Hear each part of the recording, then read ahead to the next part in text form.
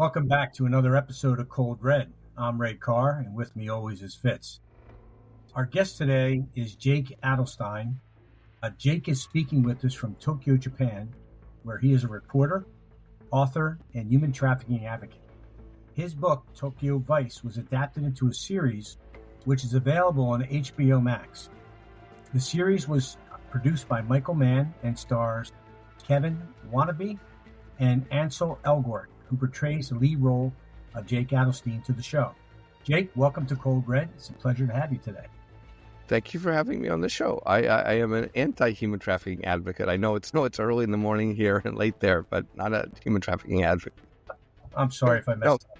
No, it's okay. It's okay. Man, I am so bad at reading like prepared documents. I get them wrong all the time.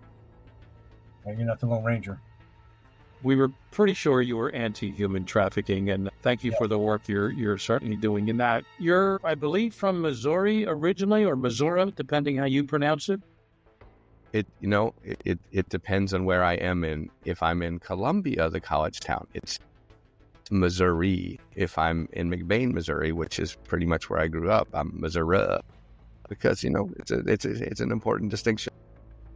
Interesting how that plays out, and we're going to come back to that town because we know first your father, he was a pathologist, and then you were involved in a case of a sort of angel of death matter in Columbia, Missouri, or Missouri, depending where you're listening to this from. So we'll come back to that, but I know Ray's curious. How does a guy from the Midwest wind up basically living most of his adult life in Tokyo? Well, like the bank robber you caught, the 30-year-old, the Friday night robber, I was really into karate. Got into karate in high school. I never got a third-degree black belt. That's really horrible. I'd never been very good at any of martial art. But in college, there was a chance to study abroad at Sophia University. I lobbied that I should go because actually they wouldn't let me go when I applied because I'd only had a year of Japanese experience. But since there was absolutely no one going from the University of Missouri in this exchange program, I argued it's not much of an exchange program if you don't have someone from our side going. So that argument won the day, and I did get to go to Japan. And I was there about 2 or 3 months and then ran into someone and ended up teaching a Zen Buddhist priest English for a while. And then he offered to let me live in the temple. And this was the bubble period of Japan where everybody was like making money hand over fist. So no one wanted to be a Zen Buddhist priest. So they had space. So I lived there. And after a couple of years, I was like, after about 2 years in Japan, I was like, I'm probably going to stay here because it's such an interesting, strange place. I mean, I have been here since 1988, pretty much uninterrupted. And I still find Japan to be this wonderfully different culture that is almost like visiting another planet in Star Trek. I read your last chapter, and you mentioned the time in 1988 you were living in the temple. I know you had 3 rules of which you had to abide. Would you care to share that with our audience? I had to keep my hair cut short. I mean, not as short as a Zen Buddhist priest. I couldn't have women in my room after 5 p.m. And I had to show up for Zazen every Sunday morning before 7 o'clock, which meant getting there by 6:30 a.m. It wasn't hard because I'd just go downstairs. As a matter of fact, I'm still good friends with my landlord, the Zen Buddhist priest. Tomorrow I have this ritual which I'm supposed to help out with, which I can only describe as kind of a mass exorcism where you send off hungry ghosts, sort of people who haven't been able to go over to the other side. I mean, this is sort of a Japanese folk belief that, when people die and they die in unfortunate circumstances, that their spirits linger and don't go on to the next incarnation, and that sometimes they need a helping hand. And actually, this is something that the police often say when they're trying to get someone to confess to a crime. It's like, if you don't admit to the crime and you don't accept your punishment, the person you killed is never going to be going on to the next world. Do you want that on your conscience, including what you've already done? You've assigned this person to permanent limbo and purgatory. And sometimes that's enough to convince people to say, okay, yeah, I did. That's their version of the Miranda warnings, right? I'm sure with a Japanese name to it. In Japan, it's very interesting. You guys are both from law enforcement, so you might find this actually a great idea. When you are arrested, they can hold you up to 23 days without indicting you, in which point you do not have access to your lawyer while you're being interrogated. You do have the right to remain silent. That is about it. Interesting. And until 2019, there was no plea bargaining either. And just finishing up your early days, or at least 1988, I got a kick out of the significance of the date of March 28th. It was obviously the title of your final chapter. And it was one important date for you, but I like how these Buddhist priests sort of flipped it around on you. Tell us a little bit about that. So, Nyogen is my Zen master. I don't know, there's not a better word in English that doesn't sound so pretentious. I mean, my landlord, my buddy, I think we're about 16 years apart in age. And when he was trying to convince me that I should be his disciple and his successor, we had this long discussion of why that was difficult. And then he, and I said, look, if I was going to do this, I'd probably do it on my birthday so I could remember what the date was. I told him my birthday, which was March 20th, 1969. And then he said, that's amazing because that's when I took my vows to become a Zen Buddhist priest at the age of 15. And I had that look on my face like, tell me another one. And so he went up and he brought down this photo album of him at 15, getting his head shaved and taking the vows. And I looked at the date. So Japan has two different date systems. They have the imperial date system based on the lives of the emperor, and they have the Western system. So 1969 in the imperial calendars show off 44. So I looked at the date of his album and I said, oh, wow, that's amazing. Like, you became a Zen Buddhist priest on the day I was born. And then he corrected me, said, no. You were born on the day I became a Zen Buddhist priest. So this is karma. You should be my disciple and you should take the vows. And so he convinced me. And then that same year, 2017, I became ordained, registered Zen Buddhist priest. And I'm still doing it. I have either of you guys been in the Army? My was career Army brat, though, Jake, where my father was in there for 23 years.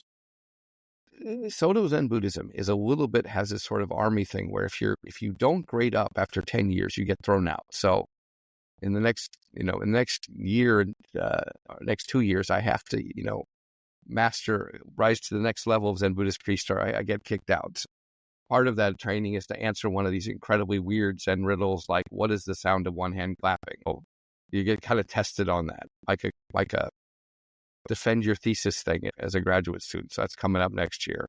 I am probably the most agnostic Zen Buddhist priest in the world because I don't know if I actually believe in the metaphysics, but I like the idea, right? I like the idea of karma. I like the idea that, what you do, good and bad, comes back to reward you or bite you on the ass. So theoretically, I find that a very nice philosophy. Is that a direct quote from their dogma? It'll bite you in the ass. Sort of. I'm sort of taking it loosely. There is some humor in Zen Buddhism. Supposedly, one of the answers to what is the sound of one hand clapping is you slap the person in the face, because that is the sound of one hand clapping. Probably the only really funny joke in religious history. That's true. I was going to say, I don't think the Bible has anything like that. No, that's true. That sounds. So one last question, other than the Ray kick in here, but I assume you speak Japanese fluently. I speak and write Japanese fluently. My father says it's an idiot savant thing. I would prefer to just think of it as hard work. But I went to college here. When I graduated, I got a job with a Japanese newspaper called the Yomiuri Shimbun, which is still the largest newspaper. 1993, when I entered, they had 10 million readers a day, which is just huge. Or rather, I should say, they had 10 million copies printed each day. There was always this joke is like, well, how many people are reading those copies? But $10 million issues a day was their circulation. That's the most important number. That is an important number. So, obviously there's no Japanese family members. You weren't speaking it since you were 7 or 8. You basically started learning Japanese in college.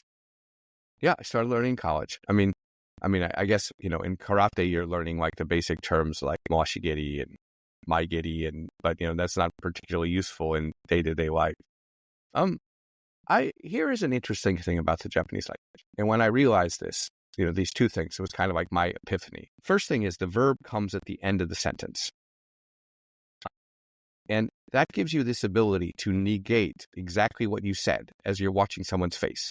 So you could say like, I think it's a great idea to, vote for Proposition 22, not, and the verb is where it ends. So it's kind of like the sentences is in reverse. And the other thing is that there is no pretense of equality in Japan. Everything is based on this idea that there's a hierarchy, and that shows up in the language. And that means when you address someone, there are honorifics. Everybody knows like san. Above that is sama. There's kun, which you can use for like a colleague or an equal. There's chan, which you could use for like someone you're really, really close with or in a joking way. And then there's not calling anyone by anything, by just calling by their name, which is called yobiste, like literally throwing away someone's name. And that is insulting. That is one of the most insulting things you could do to someone in Japanese. I mean, there are about 5 or 6 different words for you and a bunch of different words for I. Japanese doesn't require pronouns, so you don't really need it. But to call someone without any honorific at all is the equivalent of saying, like, fuck you. It's really, really, really rude. And when you're speaking Japanese, and one of the reasons why, you always see Japanese exchanging business cards is because I need to know what your status is in society, or what your status is in the company, or what your status is in relation to me, so I can figure out how to talk to you properly. And that's, as an American, that's kind of a little weird because we call each other by our first names, and our assumption is that we're kind of equals. But Japan is very much a vertical society. And if you want to speak the language, whether you like it or not, you have to accept this is where I am in the society. And there's certainly a patriarchy there too. And Ray, I'm a linguist, so I'm fascinated in other languages, especially second language learning later in life. You were still in your late teens, whatever. But I know with women, young women have to address older males, and you can correct me if I'm wrong, but there's a whole different like pronoun system and some of the honorifics that you mentioned, and eye contact and matters such as that, I believe it make a big difference in any sort of discourse. As times have changed, the difference between women's language and men's language has changed a lot. But still, if I say ore ga kono bangumi ga daisuki desu, like I really love the show. Ore is like a very male one, right? If a woman would say ore, which meaning I, people would look at her like, okay, are you joking? Do you identify as a man? Are you a lesbian? But, that's not appropriate for you as a woman to say. It'd be atashi or watashi or no, but not ore. So there is this idea that certain pronouns belong to men, certain pronouns belong to women. And there's, and definitely there's an expectation that women are going to be more polite, but the hierarchy system can become very complicated, like say within a company. So when I was sent to the Tokyo Metropolitan Police Department to cover organized crime and vice in 2003, there was Murai-san, and she was younger than me in the company, like a couple of years younger, right? So in the senpai is the senior, kohai is the junior system.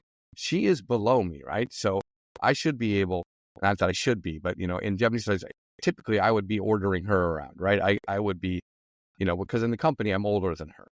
But within the police beat, she had been there so many years before me that she was superior.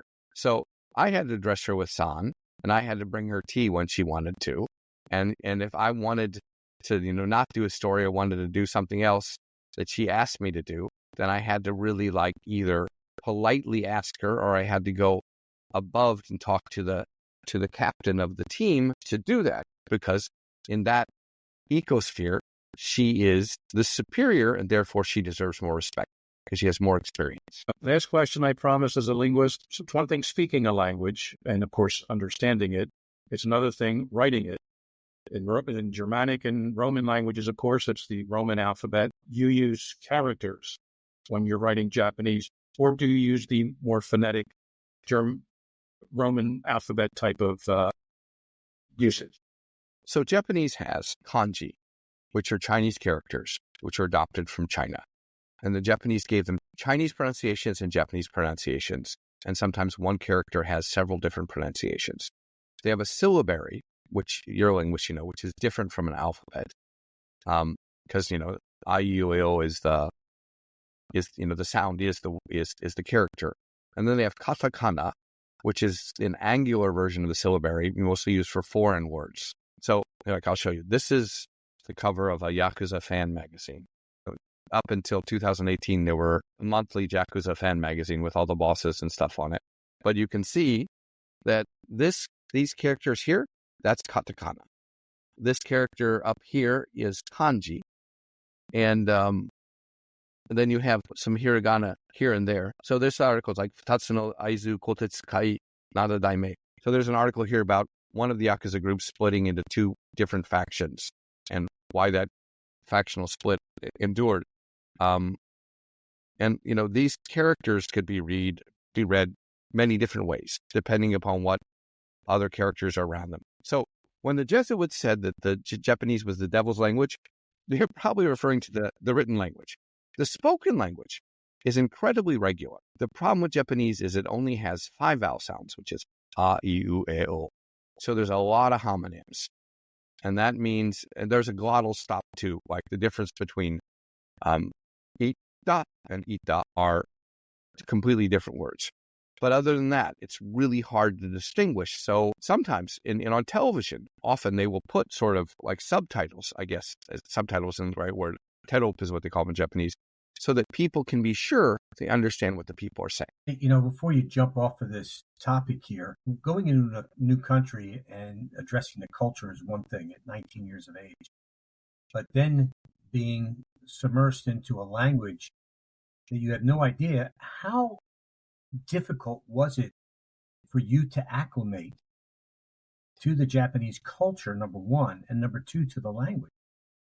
Well, the first thing is I believe like anything, I'm one of those people who if I buy a computer, I read the manual. I read a couple books on Japanese culture. I'm like, okay, this is the culture. So I'm intellectually, I understand it.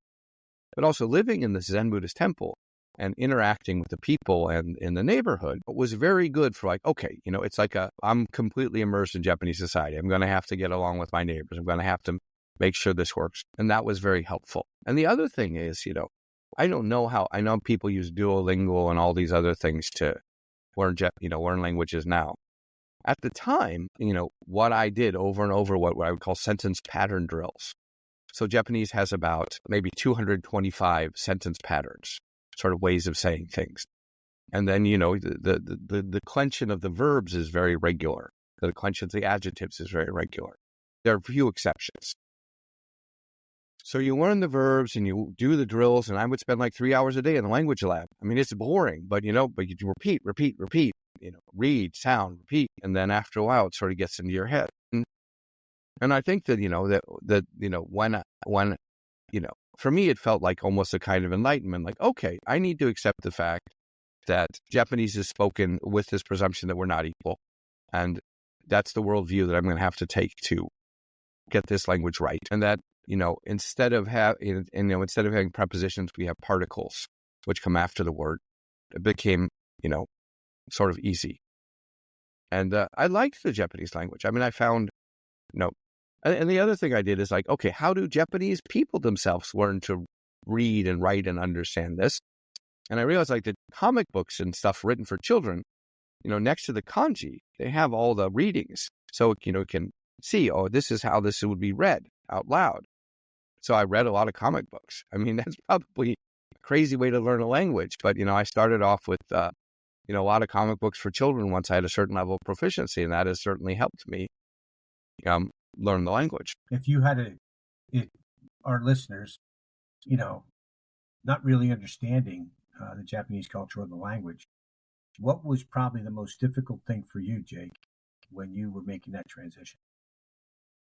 I think the most difficult thing is, with some sense, is understanding how important reciprocity is in Japanese society. It's one of the things that I've come to like about it.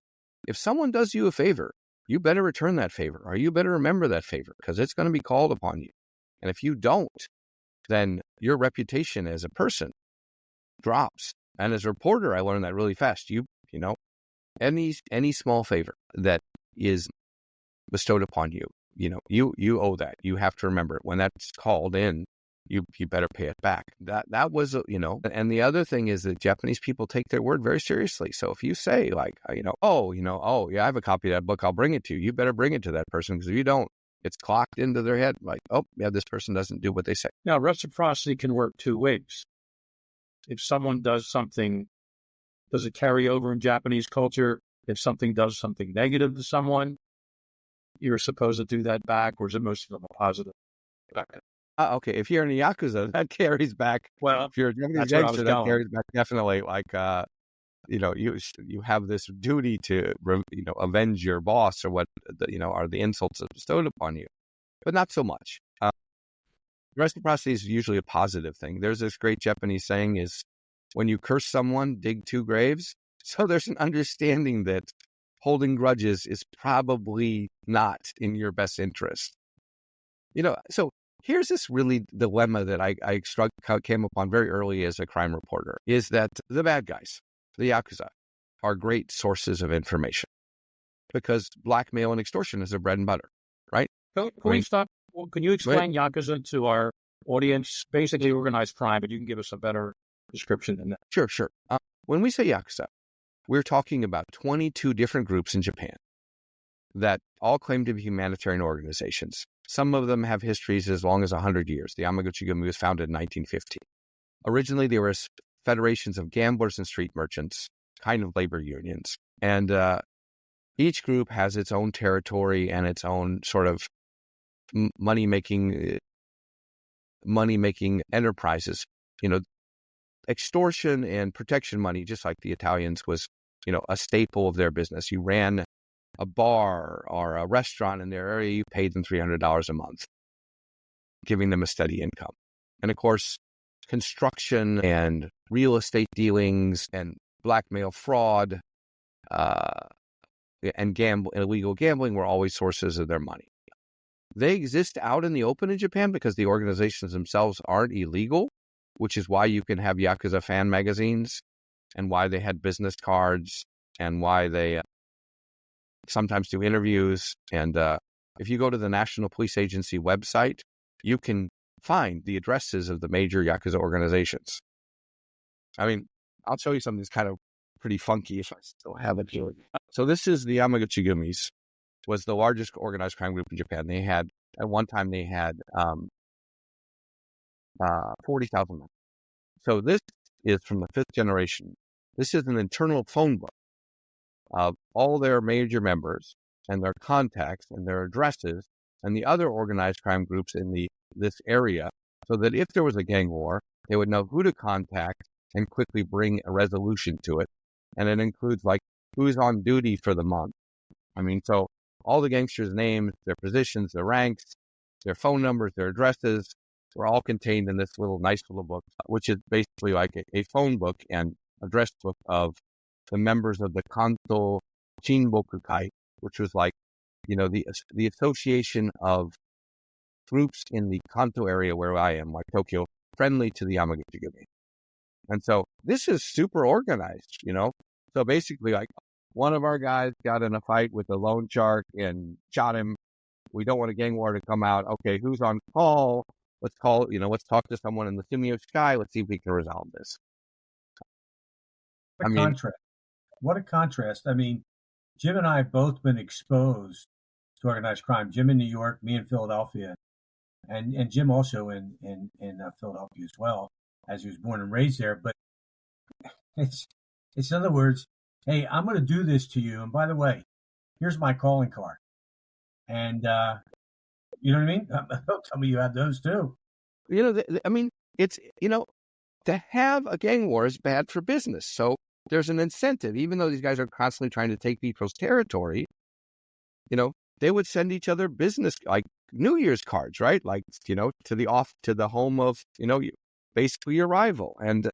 And even amongst the groups there, you could have a blood brother relationship. Like, let's say the big three are the Yamaguchi-gumi, which is headquartered in Kobe, which has an entire city block as our headquarters. The Sumiyoshi-kai, which has offices in Ginza, and the Inagawa-kai, which has offices in Yokohama, Kawasaki, and one office across from the Ritz-Carlton in Tokyo. If you show up on the first Thursday of every month, you can see all these black Mercedes, and recently Toyota Lexus seems to be loved by the Yakuza, all lined up in the streets. The cops are all sort of sitting around while these guys have their monthly meeting. And the Yakuza fanzines will have these like sort of centerfolds of like who's coming in and out of the monthly meeting and who's rising up and out of the organization. So, Jake, or what I'm hearing, and maybe I don't know if I'm hearing this right, but it appears that the members of these different criminal organizations are held in extremely high esteem by everybody in the community, to include law enforcement. Well, in recent years, starting in 2011, when finally nationwide it became a crime to pay off the Yakuza, they have been held in less esteem. So they have gone from 80,000 members to 24,000 members. But since they aren't technically illegal, it's not illegal to be a member of the Yakuza. You can be regulated, and your life is hard, especially now with the current laws. But, that itself isn't going to get you arrested. They've had this kind of, social contract with Japan that has allowed them to exist. And to their credit, if you walked into a Yakuza office like 5 or 6 years ago, maybe 15 years ago, you would see on the wall, there would be a list. Here are the things that will get you kicked out of the organization. And there would be no theft, no robbery, no sexual assault, ostensibly no dealing or using drugs, and nothing that is in disharmony with the noble way.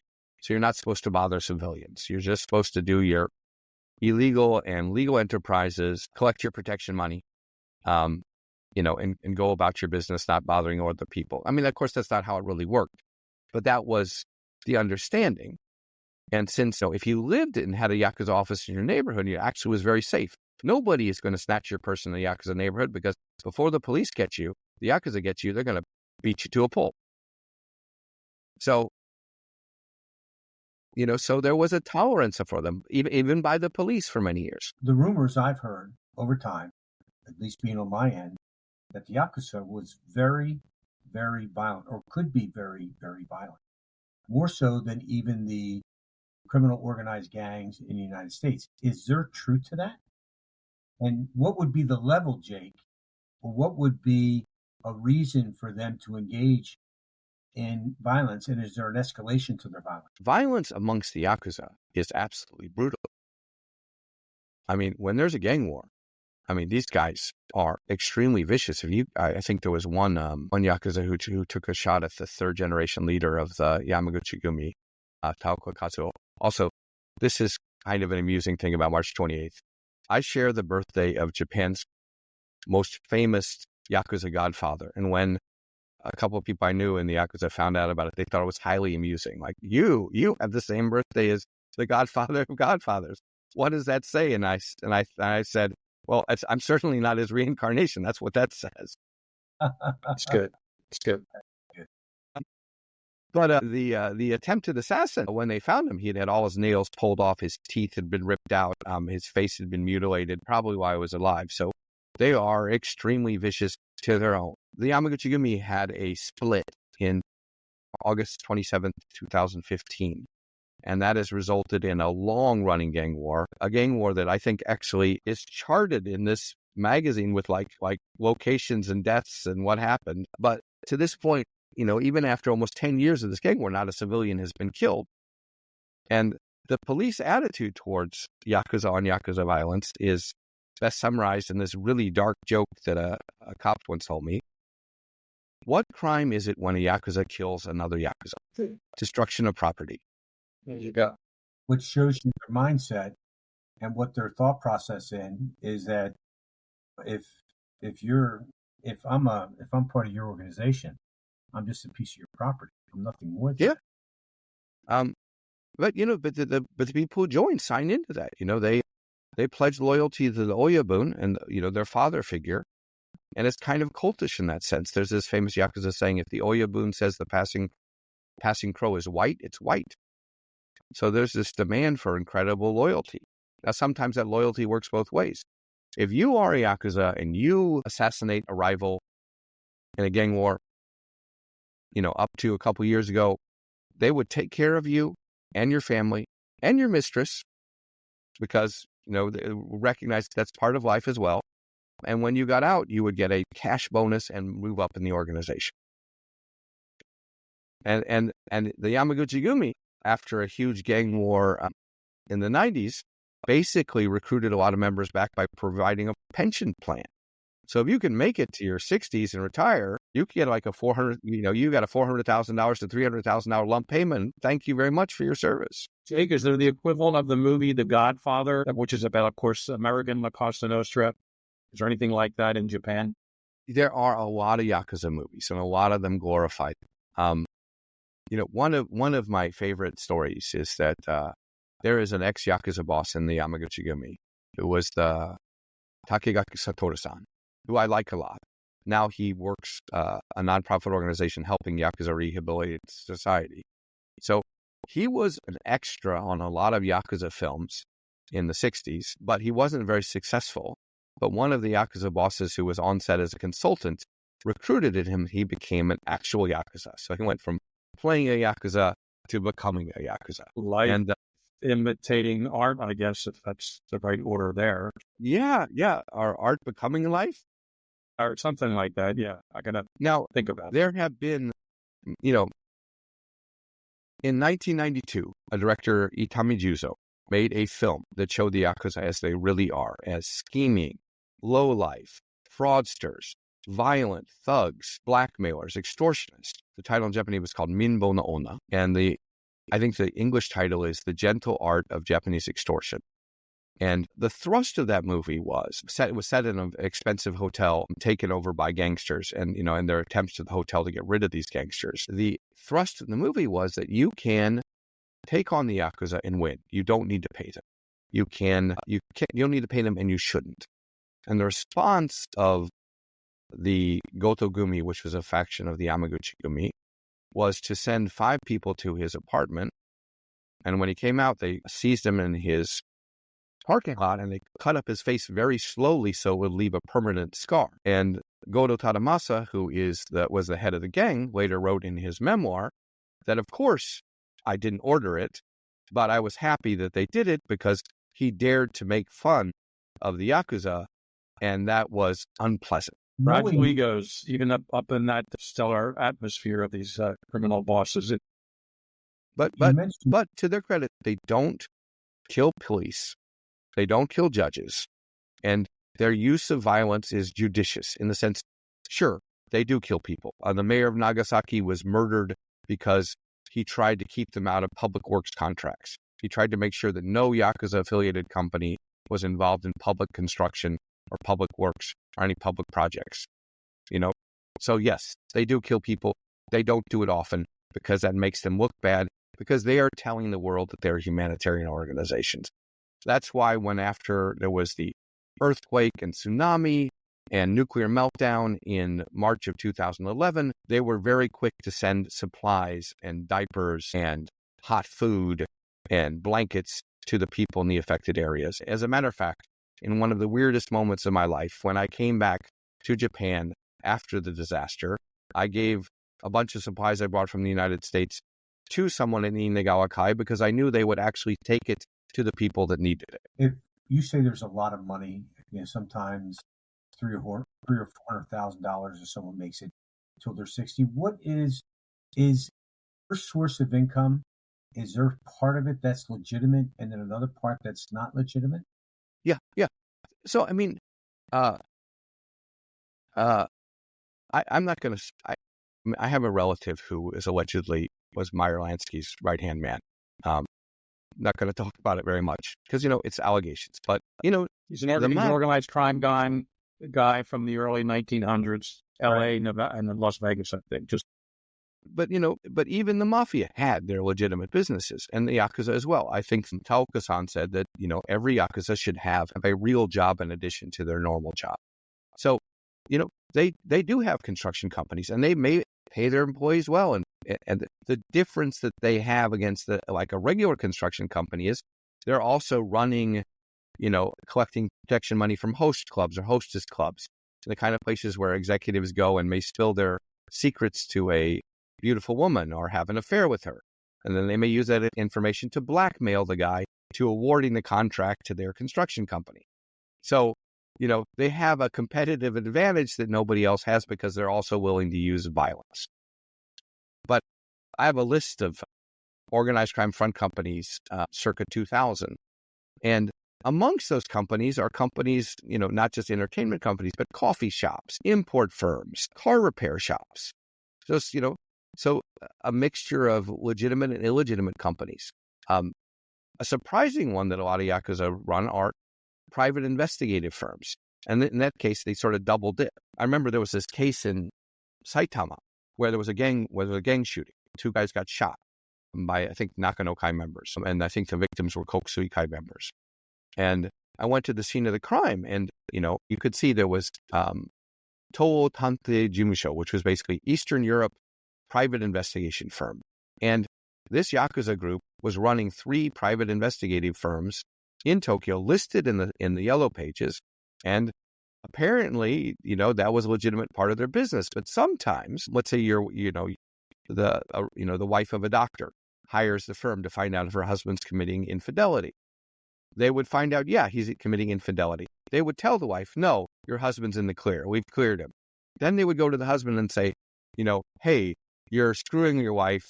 She wants if she finds out she's gonna get a divorce, pay us and we won't tell her the truth.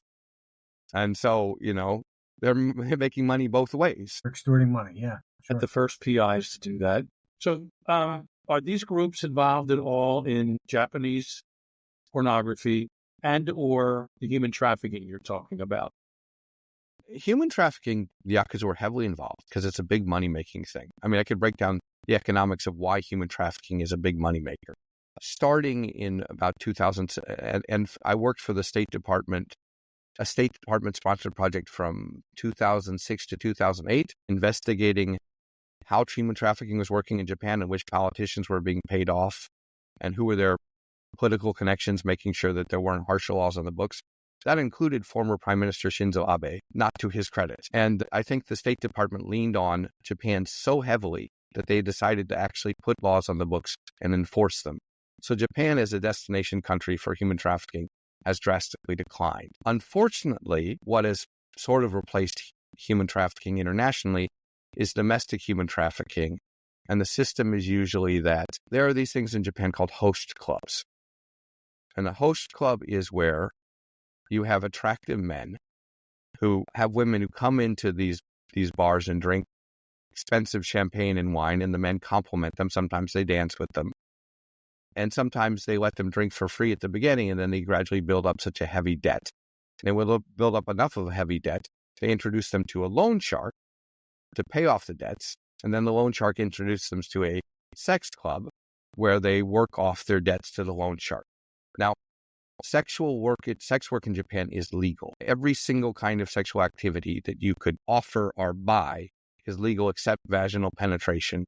And even that is legal depending upon the license of the establishment. And presumably above 18.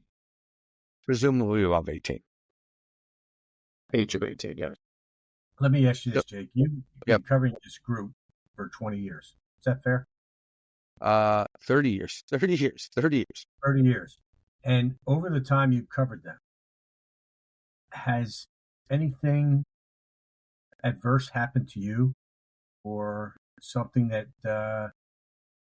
you were concerned about because of what you wrote? Well, I was trying to write about this Yakuza boss, Goto Tadamasa, and 3 other Yakuza, one from the Matsubakai, another from Gotogumi, another from Miyogumi, getting liver transplants at UCLA. And somehow that leaked out. And the National Police Agency summoned me to their office and said, there appears to be a contract on you. We're going to put you under police protection. I lasted for about 5 years. That was definitely adverse. I've certainly been threatened verbally.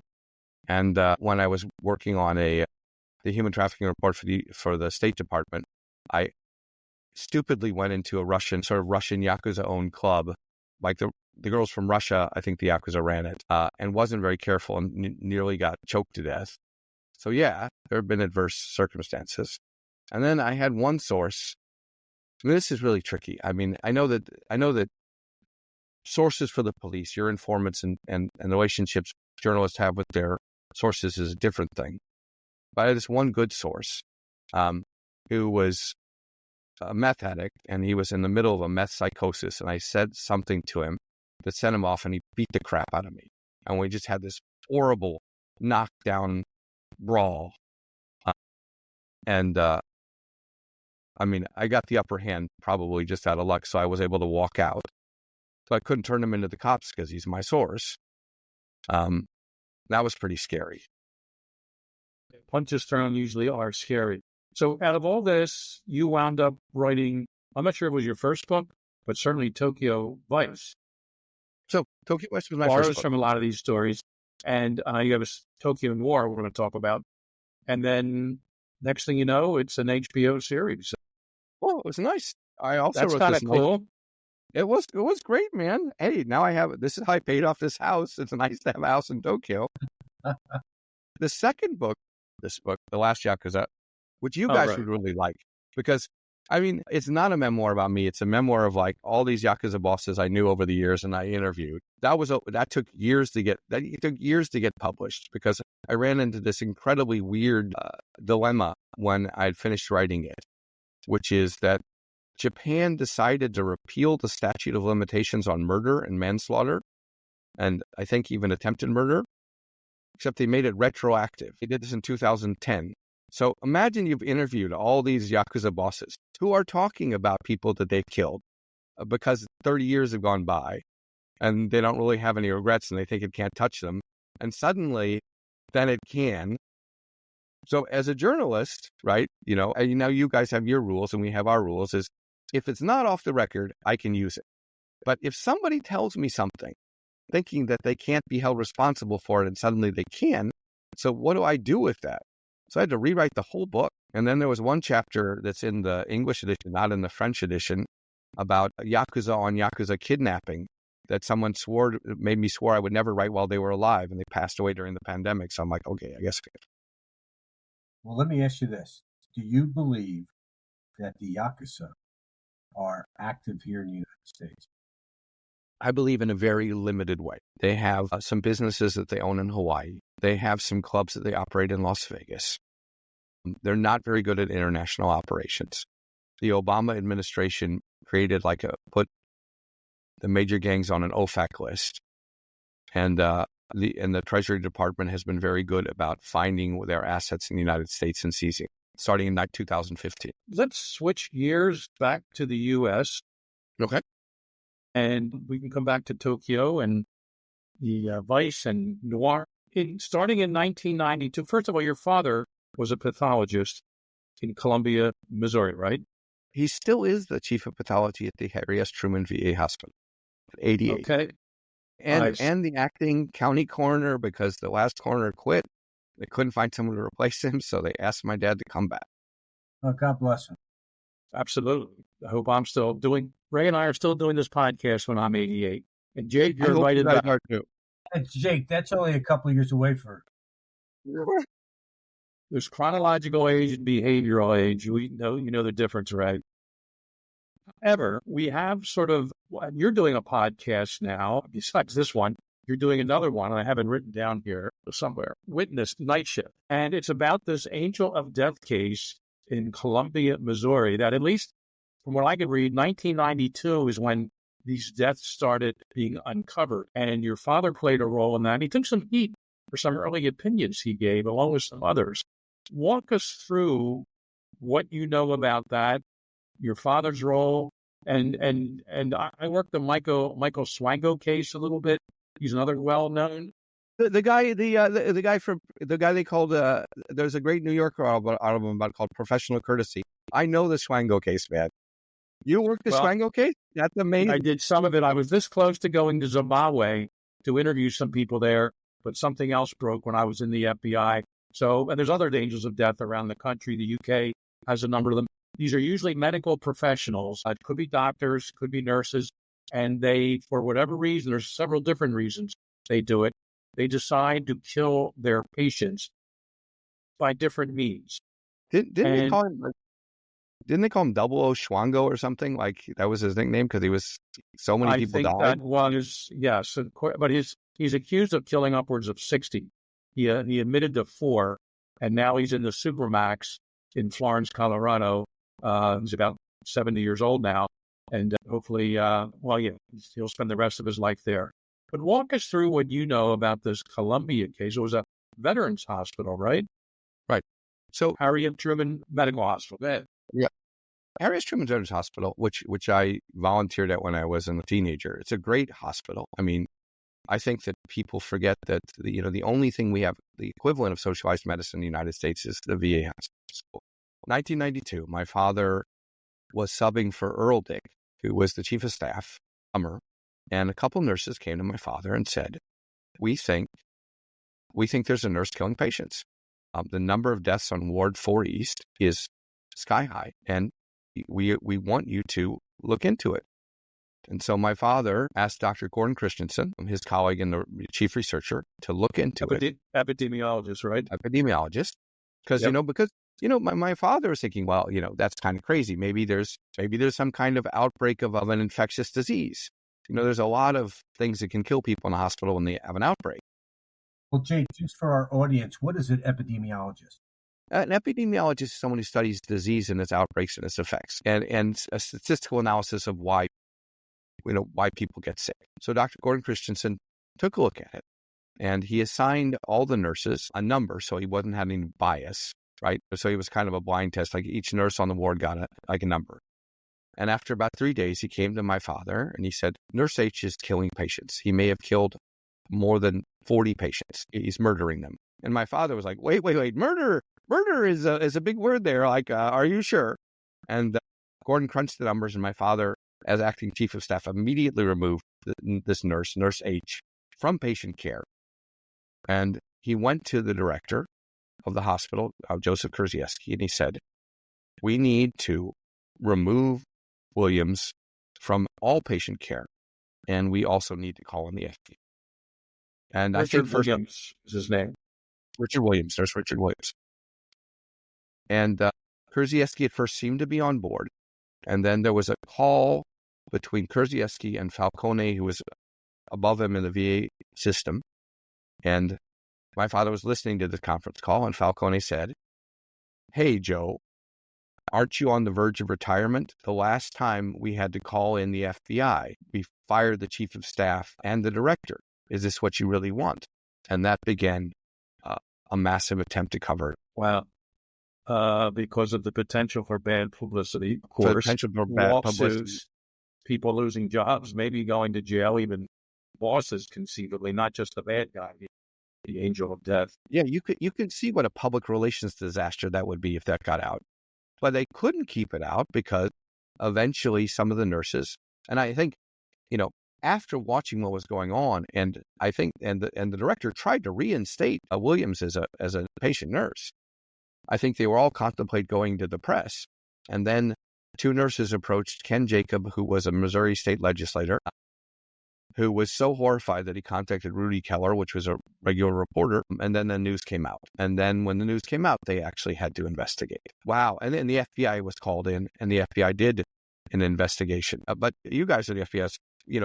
I was surprised when going all through all this material that the charges that the actual charges they were investigating, that this case was civil rights violation. That's kind of a catch-all if they can't charge them with anything else. I'm not sure if they were older. Well, they probably were older patients, or if they were patients of color, but that's kind of a catch-all when other charges can't be made, right? Well, I mean, I guess if you kill someone, you deprive them of their life, liberty, and happiness. The Mississippi Burning movie, where the Klansmen were investigated for killing civil rights workers, I believe, correct me if I'm wrong, that was also a civil rights violation case. Yes. But it depends a lot on who the agents are that are assigned at the outset of this thing and kind of the initial investigation. You really have to have the right agent or agents involved to do that. If you don't, and sometimes it's outside of their comfort zone, or they may not have the knowledge, which is usually very in my estimation, in the Bureau is very unusual because everybody that I've ever come across in the Bureau is extremely sharp. But I find it There are exceptions, Ray. There are exceptions. no, but I find it very disturbing to me that you have pathology reports and you're seeing a pattern, and yet the only thing you're coming up with is that, and that's before, Jim, they instituted the statute for serial killers. I don't think that came out till like 2008, maybe 7, when that came out, Jim. I think it was a little before that, but yeah, we basically have a serial killer here with Mr. Williams, and it turns out he was charged with 10 homicides in 2002, but then he had, I guess, a decent defense attorney who argued he got the charges dropped out. Well, let's backtrack a little bit. Now, I'll break this down for you because it's interesting. Sure. The special agent in charge, Phil Williams, who I would love to talk to, or Wayne Kessler, who was the special investigations guy for the VA, neither of who will talk to me. I think Phil did a really good job. Ironically, his name was Phil Williams, who was pursuing Richard Williams. Oh, yeah, right. And there was also Bob Wright was on the case early on. I would love to talk to these two guys. I understand why maybe they don't want to talk to me because the investigations ultimately failed. And that's got to suck. But, they exhumed 13 bodies. They weren't able to identify the cause of death. And while Richard Williams left the VA hospital with a recommendation from the director, and he went to an Ashland nursing home where 30 patients died, which was 5 times the normal amount in the period that he was there compared to the period before he was there. This is after, Jake. This is after the VA. He goes to a nursing home, and it's 5 times the amount of people that are dying there compared to what they did in the VA hospital. Yeah. Amongst these, I have like boxes and boxes of documents. There's also this note in one of these documents that in December of 1992, Richard Williams worked at a nursing home in Columbia, Missouri, and 2 patients died that weekend. And that was also reported to the director of the VA hospital. So if he actually is guilty of killing the people that he's suspected of killing people, it would be 72 people. That would be a huge number.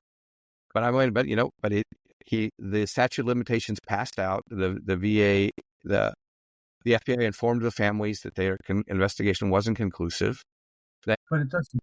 Homicide doesn't have any statute. Well, there is no the statute of limitations for the FBI investigation passed, and they said, we can't investigate this anymore because 5 years have passed. Maybe. Yeah, there's something amiss there, but some of these state charges could be brought against someone in that regard. Michael Swango was also promoted, I'm using air quotes, to a few different hospitals after he was already a suspect. He was a medical doctor, and he was moved from one place to another. It's amazing how these people will get other jobs, and these aren't the only 2 that has happened. By the way, one of the really bizarre things that came out of this podcast is that in the comments, there was the librarian from the VA hospital wrote in and said, yeah, everything in this podcast is true. It's amazing. I'm wondering why this was never solved. I remember Richard Williams checking out 2 books. One of them was on toxicology. It's a very expensive book. The FBI never gave it back. Do you think that they could return it? And I was like, what? With the overdue charges, compounded daily. Jeez. Jake, what's his status now, Williams? So you mentioned 2002, right? So he was arrested in 2002 on the basis of supposedly a new test that found succinyl monocholine in the tissue samples from the bodies that were exhumed. Now, succinyl choline is a paralyzing agent often used at the time before surgery. It can certainly kill you if it's given to you in a large enough dose. But unfortunately, I think it was the national laboratories that did the test. Unfortunately, the test found succinyl monocholine in about everything, including like someone bought a steak from the hospital, like from the supermarket, did the test on it, and it had succinyl monocholine. Right. So the prosecutor at the time, Kevin Crane, who was kind enough to give me an interview, he said to me basically, I will do my Kevin Crane impression, like Jake, looking at this evidence, I have to try the case on the evidence, and I could not make that case because the evidence scientifically did not stand up in court. And as a prosecutor, you only get one shot. And if you screw it up, he can never be tried again. So I had to drop the charges. That doesn't mean he's not guilty, but that does mean I could not take the case. I would love to know. I know you said, they found it in everything. They found this drug, and I can't even pronounce it, but they found this drug. And my question is, what were the levels, in a steak versus in a body? What were the levels? You said given a large enough dose that it could kill somebody. Well, the problem is that there wasn't enough of a concentration of succinylmonocholine in the tissue samples they had to show that it was above normal. Now, there is an interesting case. The Havram family I interviewed sued the VA for wrongful death, and Judge Nanette Lowry, in the civil suit, said that the preponderance of the evidence was that Richard Williams gave an overdose of codeine to Elsie Havram and killed him. And therefore, the VA hospital, which was aware as early as June of the year that he died, that there were irregularities and deaths associated with Richard Williams, was culpable, and the family was awarded $450,000. Kind of like an O.J. Simpson thing. In a civil case, Judge Lowry found that the evidence was, the preponderance of the evidence was that Richard Williams had killed a patient using codeine, because the levels were far exceeding what would be found if someone had just taken a Tylenol with codeine. And then in that one case, that was the conclusion. From a behavioral perspective, I remember working the Swango case. There's 3 reasons these medical-related angels of death tend to undertake these types of this type of murderous activity. One is to perform a mercy killing. They think this patient's not going to survive anyway, put them out of their misery. Of course, that's not their role to do that at their job. They're sadistic is another reason. They just have an overwhelming desire to hurt people. There's no way of hurting people any worse than actually killing them. And also what they call the malignant hero. That's someone who will see someone really sick, especially a nurse or a doctor, then rush in the room and try to resuscitate them and kind of look like a hero, but they're actually already dead. It's also known as Munchausen by proxy, and it's related to that. So these are the 3 types of behavioral factors that contribute to these people that commit these types of crimes. Well, let me feed you some information, and you can tell me how you interpret this. When he was on duty, the number of code blues, and a code blue is basically a resuscitation order for someone who is dying or near death or has died and has no life signs. The number of code blues rose so much when he was on duty that his nickname among people in the pharmacy department was Mr. Blue. So there were a lot of code blues where he came in and he saved the patient. A number of these patients were not sick. Were not terminally. Some of them were scheduled to leave the hospital the next day. There was at least one patient who basically had missed the ambulance to take him back to the nursing home and was just spending the night. I think the VA hospitals called that social admission. So we aren't talking about people on the edge of death. Right. There was a kind of BSU analysis, and I have the faxes about it, though I FOIA'd the FBI and they glow-marred me, which means they won't tell me whether the analysis exists or doesn't exist. It basically said, we suspect that the person who's doing this has a very weak ego, and by asserting their authority, by having this power of life and death, that they empower themselves. And that Richard Williams himself was a pudgy fellow, was very white, prematurely balding. Judging by the transcripts and interviews with his wife and others, he was a closeted homosexual, but also married, and felt very powerless in his life, but was also very smart. He had been fired from his previous job before working at the VA for falsifying records about saying that he had given patients their medicine when he had. And there's an interview with him in which, after these accusations came out, where he said, this very curious thing is, I cannot believe that people are accusing me of murder. I didn't become a nurse to kill people. I became a nurse to save people. And this is all a huge blow to my ego. Sounds like he's a poster child for aberrant behavior and sociopath, if not psychopath, and fits right into the angel of death. mystique, no doubt, and not a good one in that Well, regard. definitely what you said, Jake, is absolutely true about power and control. It's all about power and control with this individual. And he continued to do that. I don't know if I missed it. What is his status? Is he still around? Is he still working? He He retired? is he eventually gave up his nursing license because he got in some trouble. He wasn't disbarred. He allegedly gave it up according to reports. The last job I know that he had was working in a funeral home somewhere in St. Louis around 2020. Well, those patients, quote unquote, should be saved. They still should be, but the ironic thing about that is he enjoys being around death. You know, he really enjoys that aspect of things. It would certainly seem that way. And the cult. Go ahead, finish, Jake.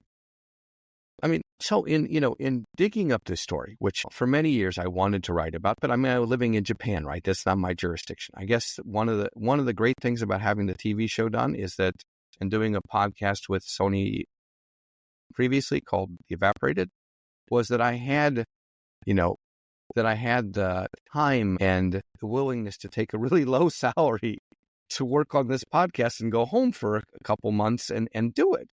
I benefited by the fact that, my father has kept all the documents from that time, and reporters have tried to write about it and they left him with the documents. And John Kurtz, who took the Havram family case, in the civil lawsuit against the VA, let me go through his 16 boxes of documents. So I have all the FBI interviews. As Gordon Christensen, the epidemiologist who basically was harassed and forced out of the VA for daring to, pursue this matter, also gave me some interviews and left me some stuff. So we were able to put this thing together. And of course, the Government Accountability Office did a very in-depth investigation of the VA's own investigation and found that there was essentially a cover-up. So I had all these documents, and it seemed like this was the time to do it, while people who can remember it are still alive. And my father's 88, but he's not going to live forever. So I was very glad that Sony Music Entertainment gave us the go sign to do this podcast. And once again, that podcast, if I have it right, is Witnessed Night Shift. Okay. Your first book, Tokyo Vice, your second book, Tokyo Noir, and both very interesting. What I read, the TV series on HBO, is, of course, Tokyo Vice. We have a question from one of our fans. Okay. And they would like to know if Michael Mann is involved in season 2 of Tokyo Vice as much as he was in season. No, he was not very much involved in season 2 because he was working on writing his sequel to Heat and the movie Ferrari. So he was kind of an absentee dad on season 2. That happens. But he's a full-time dad with those other children, it seems like. I like Michael Mann a lot. Now, J.T. Rogers, who is the showrunner, and this is like Hollywood vocabulary. The showrunner is the person who makes sure that the whole thing is cohesive and consistent. We went to high school together. Yeah. He became a famous playwright. He won a Tony Award for his play about the Israeli-Palestinian peace talks in Norway called Oslo, which was a great dark comedy. That gave him the clout to sort of get the TV series cleared. And since he and I are good friends, even though the story departs from, the TV series departs from real life events, it's as authentic as can be. So we had a really good time. I can't say that he and Michael Mann got along very well. So sometimes I got caught in the middle of that. But, one of the things I liked and really respected about Michael Mann is that he wanted it to be as authentic as possible. So he asked me probing questions. I took him out to drink with some organized crime police officers. He asked really good questions. I did Aikido with the Tokyo Metropolitan Police Department for 2.5 years. And so when he heard that, he felt that Ansel Elgort should also do Aikido and learn it as well. So he did. And it's the Aikido as the popular form is very gentle, but the Tokyo Metropolitan version of it is brutal. And the only reason I ended up doing it with them is because Larry Futa, who's a retired special agent, was the legal attaché at the U.S. Embassy. At the time, I was still on the police beat. And he wanted to learn Aikido, but his Japanese wasn't very good. So the Tokyo Metropolitan Police Department basically told me, you are going to be his partner and his interpreter, and you are going to learn Aikido with him. And it wasn't like I had a choice.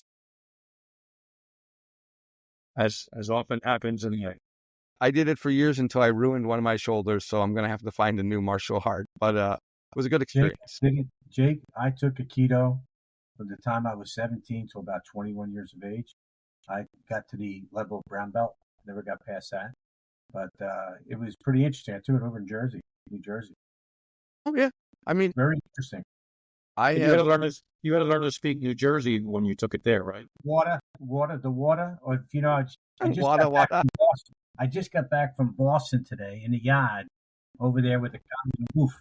You know, as they say in Boston. You know, what a place.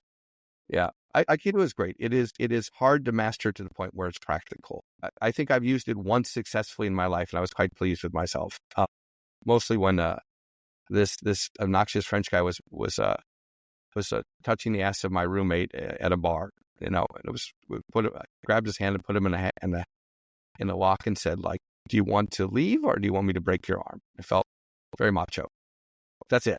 That's the only time it's been useful to me. Well, I'm sure your roommate's ass very much appreciated that. I meant that, seriously. And your roommate. When that go, tell us about your roommate that we're going to wind up. My roommate is great, Michelle Johnson. She's married this nice German guy she met here in Tokyo and somewhere living in Dubai. She's a great roommate. No Frenchman for her, though, from this point on. No Frenchman for her. Jake, anything, websites? We mentioned your books, but feel free to mention anything again. People want to contact you, whatever. I've got 3 books. There's Tokyo Vice, The Last Yakuza. If you're into Yakuza, that's great. Tokyo Noir is the new book. And I have a website, japansubculture.com, which has a lot of information about organized crime. If you dig through it, it's not very well organized. And 2 podcasts, The Evaporated, about missing people in Japan, and Witness Night Shift. That's it. That's my entire creative output. And the TV series. That ain't too shabby. Ray, final words, and I'll take us out. I'll tell you what. I'll make you a deal. I'll send you an email. Send me your address. I'll send you a signed copy of my book if you send me one of yours. Absolutely. I would love to do it. Okay. I'll send you the whole set. Well, that'd be fantastic, Jake. The trilogy, like the Tokyo Vice trilogy. Absolutely. I don't think there's going to be a 4th one, because what am I going to write now? Tokyo Vice Rest Home? Or, you know. Why not? Why, Jake? Why not? Because you got to do the full Monty here. You know what I mean? Why not? No. At 55, I'm very, very settled down. You know? Over in the next room is my sweetheart, who is works in hotel management and is a black belt in karate, Jesse Nakamura. There's a little bit of an age gap there, but, you know, it's working out okay. Good. I have no doubt it is, and hopefully she has the old system of speaking very politely and respectfully to her older master. Absolutely not. Absolutely not. It's why I love her. That was a setup question. I had a feeling it wasn't.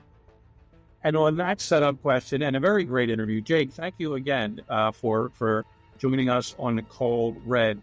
Everybody, make sure you follow us on all the social media sites, coldredpodcast.com. Like us, subscribe to us, all those type things. Thanks to our producers, Matt McLaughlin, Matt Robinson, our music guy, Rick Schilling, and everyone here. We will see you next time on Cold Red. Thank you very much for having me.